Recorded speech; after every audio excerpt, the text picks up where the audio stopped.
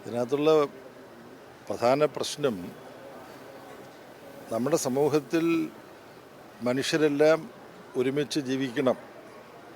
ഇപ്പോൾ കൊല്ലം ശ്രീനാരായണ കോളേജിൽ നിന്നിട്ടാണ് ഞാൻ നിങ്ങളോട് സംസാരിക്കുന്നത്. ശ്രീനാരായണ ഗുരു മുന്നോട്ട് വെച്ച ആശയമാണ് എല്ലാവരും സോദരത്വേന വാഴുന്ന ഒരു മാതൃകാ സ്ഥാനമാണെന്ന് പറഞ്ഞു. ഒരു മാതൃകാ സംസ്ഥാനമായും മാതൃകാ രാജ്യമായും മാതൃകാ ലോകമായും മനുഷ്യകുലം മാറണമെന്നുള്ളതാണ് നമ്മളെല്ലാം ആഗ്രഹിക്കുന്നതെങ്കിൽ മതവിശ്വാസമാകാം, പക്ഷെ മതത്തിൻ്റെ അടിസ്ഥാനത്തിൽ മനുഷ്യനെ ഭിന്നിപ്പിക്കുന്ന നയം അത് RSS ഒരു ഭാഗത്ത് മുന്നോട്ട് വെക്കുമ്പോൾ ജമാഅത്തെ ഇസ്ലാമിയും അത് തന്നെയാണ് മുന്നോട്ട് വെക്കുന്നത്. അപ്പം RSSനെ ശക്തമായി എതിർക്കുന്നു എന്ന നിലപാട് അഖിലേന്ത്യാ തലത്തിലെടുക്കുന്ന കോൺഗ്രസ്സിന് RSSൻ്റെ ഒരു ന്യൂനപക്ഷ പതിപ്പുമായി സന്ധി ചെയ്യുന്നതിന് എങ്ങനെ ന്യായീകരിക്കാൻ കഴിയും എന്നുള്ള ചോദ്യം കേരളത്തിലെ ജനങ്ങൾ ഗൗരവമായിട്ടെടുക്കും.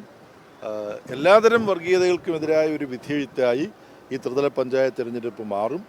അത് ഇടതുപക്ഷ ജനാധിപത്യ മുന്നണിക്ക് വളരെ അനുകൂലമായൊരു വിധിയെഴുത്താവും എന്നുള്ളതിനകത്ത് സംശയമില്ല. ഏതാനും മാസങ്ങൾ കഴിഞ്ഞ് നടക്കാൻ പോകുന്ന കേരളത്തിലെ നിയമസഭാ തിരഞ്ഞെടുപ്പിലും വർഗീയതയ്ക്കെതിരായിട്ടുള്ള കേരള മനസ്സിൻ്റെ ഒരുമിച്ചുള്ള പ്രതികരണം ഉണ്ടാകാൻ പോകുന്നു. അതിൻ്റെ നാന്ദിയായിട്ട് ഈ ത്രിതല പഞ്ചായത്ത് തിരഞ്ഞെടുപ്പ് മാറും എന്നാണ് പറയാനുള്ളത്.